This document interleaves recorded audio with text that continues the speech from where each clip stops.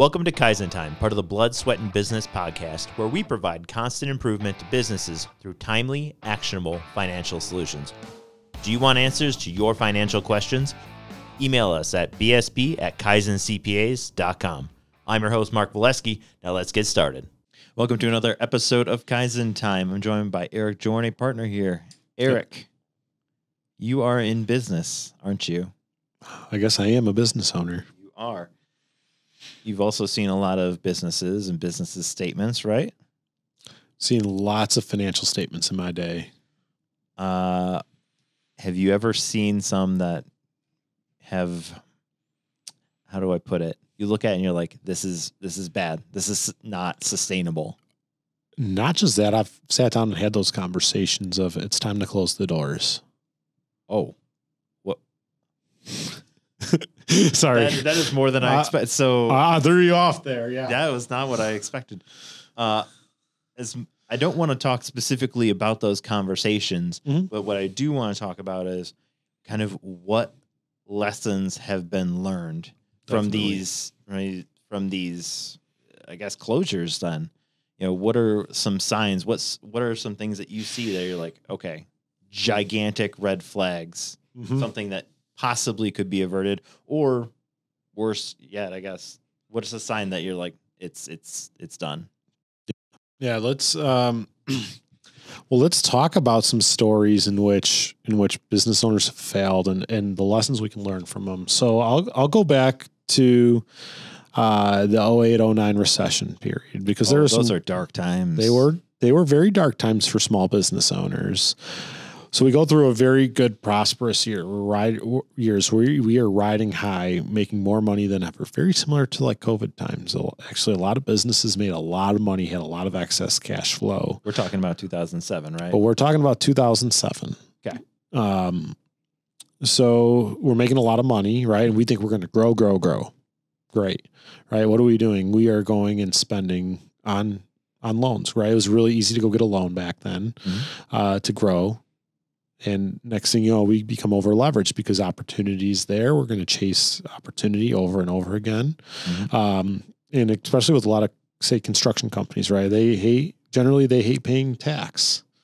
So they're going to buy all sorts of, and every year, so I don't have to pay tax, and we're going to buy it on a loan. And isn't it you who said that avoiding tax isn't really a business strategy? It's not a great business strategy, right? The goal is to maximize. The goal is to maximize the tax around your business strategy. But nonetheless, so right, and at the time, a business strategy makes sense, right? We're growing head over heels every year. But all of a sudden, recession hits and everything crashes. We're over leveraged. We lose a ton of revenue. All of a sudden, it's time to shut the doors because I can't afford my debt payments because my business went up and it crashed, right? Maybe if I was conservative, I didn't over leverage, I probably would have been fine. I would have made it through. Well, or even then, you were prepared for when those great times weren't happening, right? Definitely. When all the extra projects weren't coming in. Exactly. Right. Okay. So that I guess lesson one, while it's fun to grow conservatively, right? Make sure that you know what life looks like if your revenue gets impacted dramatically through, say, a recession, you lose a key member on your staff. I mean, I've seen a key member lost on a staff completely dismantle a whole organization. So what you're saying is don't put the carriage in front of the horse. Exactly. Right. So we're building an organization. The goal is to build a business as an organization. When we have an organization, we have enough redundancy support systems to make sure that if one piece falls off, the whole thing doesn't come tumbling down. Right. Have that good foundation, process, procedures in place. If you rely purely on superstars, which is great, a superstar can change a business. Yep. 100%.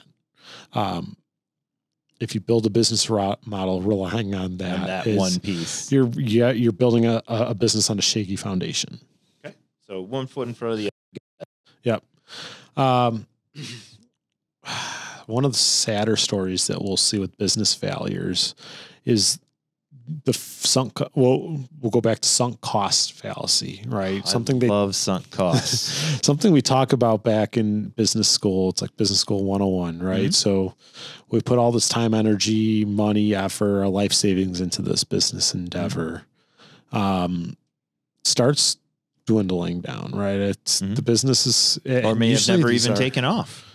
Yeah. I mean, normally by the time we see something like that, and it's that dramatic, right? It made it somewhere, and then it's just times changed. Something happened, and it's just dying off slowly. But somebody just keeps putting more and more money. More money, more They're hours. not taking a pay. Yeah, they're working more hours. They're not taking a paycheck. They're taking a second mortgage out on their house, putting the cash into the business. And it's like, hey, you haven't made profit in 4 years. I don't like, what's your plan to get out of this? And if there's not a very clear path, cut your losses, right? I know somebody, a little different scenario, but they acquired a business and they went in there, they tried to fix it, right? They put 6 months of their 100% effort into it. And they're like, there's just too many challenges. Mm-hmm. And if you're focused on what I put into it, you're like, because he got out of it. He sold it off, took a big haircut, right? Paid a lot more than he sold it off for, but he got out before he got too sunk into it and put too much energy. And honestly, it could have ruined his other business if he didn't do it. Wow. And it takes a lot of guts to say, I'm going to give up on this business. But sometimes the smartest answer is, this doesn't work. This is wrong. It's broken. I mean, us as a firm have had failed ventures when we tried to get creative into different spaces that maybe we didn't have the right structure, framework, market, and maybe we misevaluated the opportunity. It happens. Sometimes it's not as much of being right or wrong. It's knowing when to quit. Gotcha. That sounds that's sage-like advice. It is, right? Knowing when to quit. Knowing when to quit. Okay. And nobody likes to lose, right? It's hard. I think it's one of the most respectable things to do is when you know it's time to hang it up. One of the worst things you can do for your employees is to let them go down in the sinking ship with you, to ride it out for too long. Gotcha. What else is on this list? Oh, I've seen too many cases where the landlord, they were not proactive, or they go on a month-to-month lease, or didn't have a good enough lease agreement. With their landlord, and all of a sudden, lease gets unplugged. You're in a brick and mortar, right? Now all of a sudden you're at a crossroads. Can I afford to relocate to a new location, or do I just need to shut down the business and move on to something else? And Eric, since we're talking about this, what is the solution for something like that? Yeah, so this is the part where you're gonna just tell me to buy the land, right? That's my number one solution. Already, right? The podcast for this would have came out. So yes, there is. There should be another podcast that exists that talks about why you should buy real estate in your business, and this is a great reason why. It's probably one of the best reasons why is you control the physical brick and mortar location for your business. You control the rate too, more or less. Control the rates.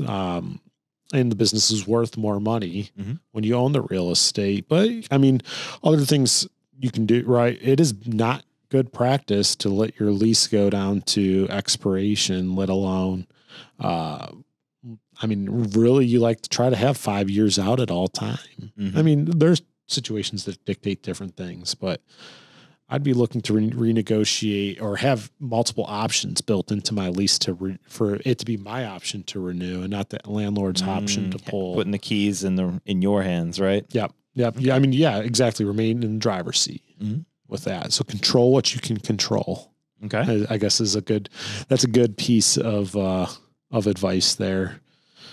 Sometimes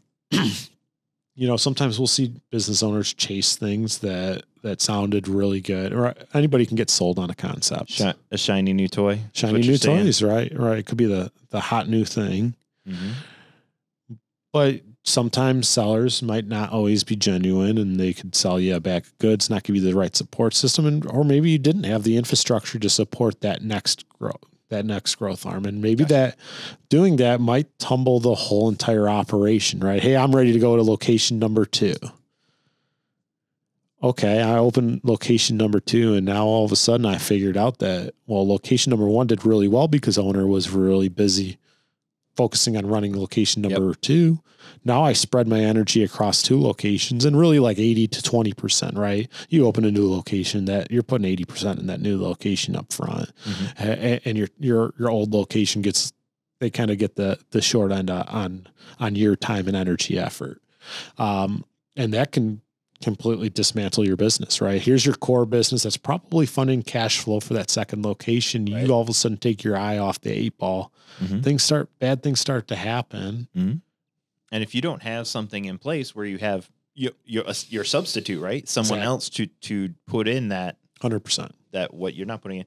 Also, it also sounds like this fuels back into that sunk cost effect, right? Because if you get that shiny toy, and next thing you know, you're fueling it. And then if you don't know when to cut off, it can be terrible, right? Exactly. Actually going into that a little bit, or maybe not as much sunk cost, but going into the shiny new toy. So franchises can be really great. Okay. It's super great for people. Other times we're talking like a mainstream kind of franchise, right? Yep. Okay. Other times you got to be careful reading those franchisee agreements because they can be suffocating to a business.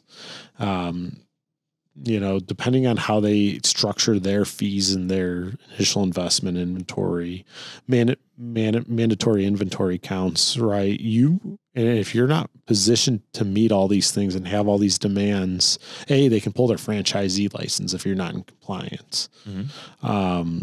So that could be an option, right? They could shut you down essentially. You're reliant on that, but sometimes they are so disadvantaged that I don't know how a business will ever make money doing it, except for maybe they have a job. Wow.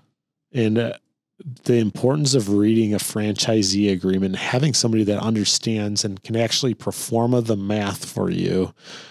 That's the key right there, for you to be able to sit down with someone and say, you need to make this much then to make this thing happen, to make it happen. And you not get, because once you're under the 8 ball, right, all of a sudden that's a huge problem. And then as we brought up so many times before, that's when your bad decisions start coming out.